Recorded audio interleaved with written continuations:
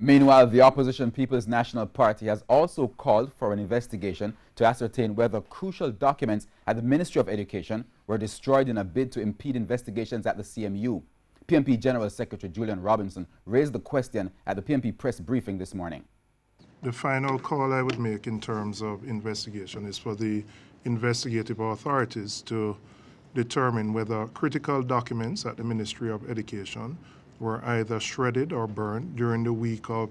March 25th, 2019, the week after Minister Ruel Reid would have been fired, and whether the activities by officials in that ministry would constitute a criminal offense under the Corruption Prevention Act. We have credible information about activities that took place during that week, which we believe would have impeded the investigation at the CMU.